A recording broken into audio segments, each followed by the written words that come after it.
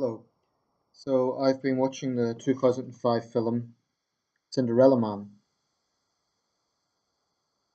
It's a biopic, of course, about, I say of course because it's quite a well-known film, about Jimmy Braddock. And I think the film rightly showed the life story of Jimmy Braddock, who was great heavyweight fighter. I wouldn't put him in the pound for pound really top list, but certainly a notable fighter. But I've always felt that there was probably a lot of fighters around during those days, during the Great Depression, whose stories were also worth telling. Um, and in a sense, Jimmy Braddock was a personification of the average man who kind of had to fight in the ring. I think that's why the story resonated with people. So to continue my Forgotten Boxer series, my Forgotten Fighter series, I want to talk about a guy called Al Ettore.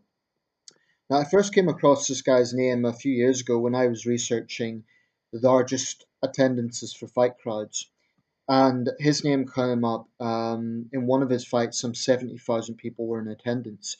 Unfortunately, I can't find a reference to that right now, and there isn't even a Wikipedia article on this guy.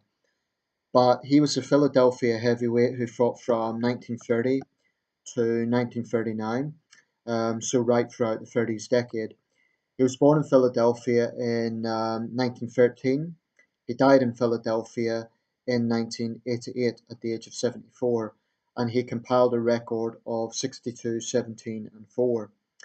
Now, what's interesting about Itor is that he fought some of the biggest names of his day.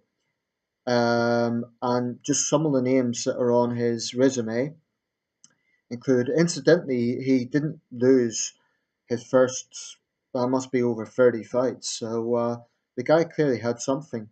But some of the big names on his resume include Tommy Loughran, Jersey Joe Walcott, Joe Louis, a very prominent fight in 1936, John Henry Lewis twice, in fact, three times, Tony Galento, Bob Pastor. These are all big, big names of the 1930s, and his final opponent was, in fact, Maxie Rosenblum. Um, Now, to be fair, most of those guys he lost to, but still, I think it's worth considering a bit. He beat Jersey Joe Walcott in 1936, and he compiled, like I say, a total of 62 wins, 17 losses, four no decisions, and a total of 625 rounds.